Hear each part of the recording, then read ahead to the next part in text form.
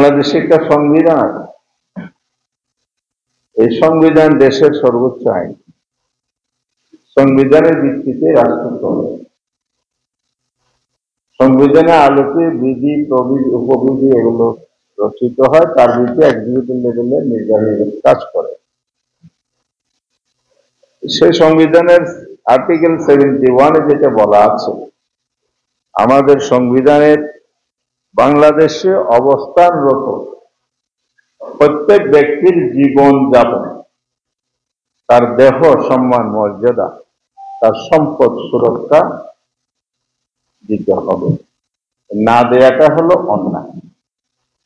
সংবিধান যদি আমার জীবন এবং সম্পদ রক্ষার জন্য স্বীকৃতি প্রাপ্ত হয়, স্বীকৃতি দেওয়া হয় সংবিধান, তাহলে রাষ্ট্রের কি কাজ, সরকারের কি কাজ? তার সংবিধানের সুরক্ষাই তো তার কাজ। সংবিধান অনুযায়ী জনগণের এই মৌলিক অধিকারের নিশ্চয়তা দেয়াটা তো তার কাজ। তো প্রত্যেক ব্যক্তি যদি হয়, তাহলে আপনারা কেন বললেন, ছোটন ভাই যেটা বলল 25 বছরের পরিকল্পনায় সব প্রকল্প থাকবে, কুতুবদিয়ার প্রকল্প থাকবে না কেন? প্রত্যেক ব্যক্তির মধ্যে কি কুতুবদিয়ার 1.5 লক্ষ মানুষ নেই? এই বৈষম্য কেন হবে? সেই বৈষম্যকে আপনারা মেনে নেবেন? এই জন্য গৃহবন্দী হয়ে চিৎকার করলে হবে না, হয়তো মিডিয়া একটা নিয়ে যাবে।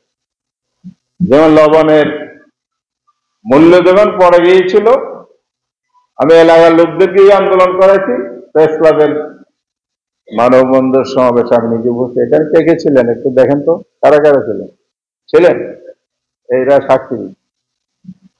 তাহলে আমরা যদি ভয়েস রেজ করতে পারি, তদবির চলবে, তদবিরে কাজ হবে না, ভয়েস রেজ করতে হবে, প্রটেস্ট করতে হবে, সোচ্চার হতে হবে। প্রয়োজনে আমাদেরকে জনগণকে সম্পৃক্ত করে আমাদের দাবির জন্য যা করণীয় ততটুকু নিতে হবে, সেটার জন্য প্রস্তুত থাকলে হবে ইনশাআল্লাহ। আজকে